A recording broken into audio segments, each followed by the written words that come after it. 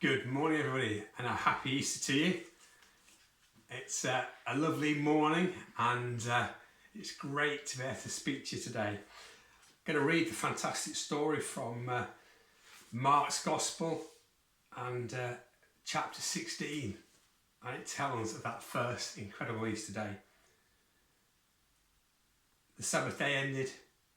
Mary Magdalene, Mary the mother of James, and Salome bought spices. They were going to apply them to Jesus' body. Very early on the first day of the week, they were on their way to the tomb. It was just after sunrise. And they asked each other, "Who will roll away the stone from the entrance of the tomb?" Then they looked up and saw that the stone had been rolled away. The stone was very large. They entered the tomb.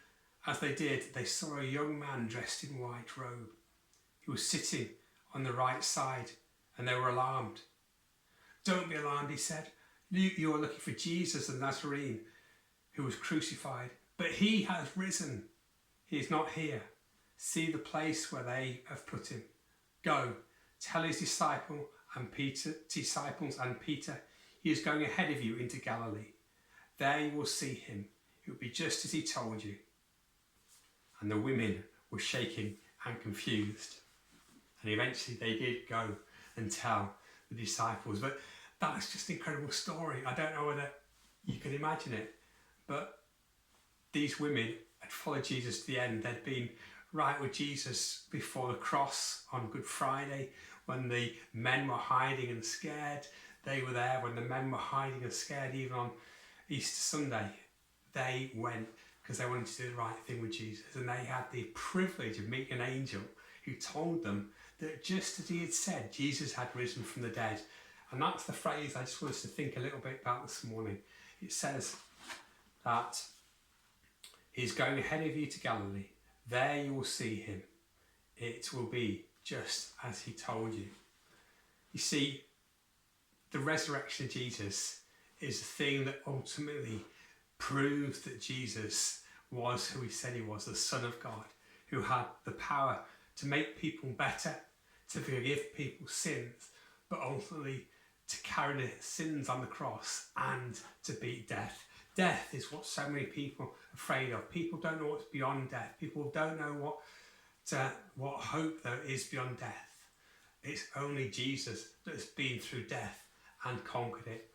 And it's the fact that he did that and rose from the dead says to us that he is someone that we can truly trust and follow.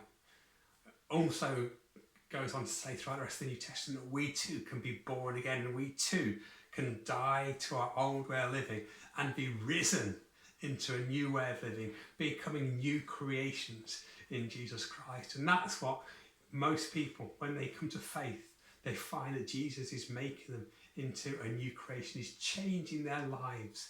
Sometimes it's quickly, some things are dealt with quickly, some things take time, but the fact is we're being made new. And all the time, we're looking forward to a day when we will be with Jesus again in heaven. And so, death is something that we don't fear. Death is something that we can actually, in one way, look forward to, that we will be again with Jesus, because he lives today. And the fact that he lives today means that right now, this very moment, wherever you are, wherever you're watching this video, he is there with you, and you can know him in your life. He rose from the dead and went ahead of his disciples, just as he said.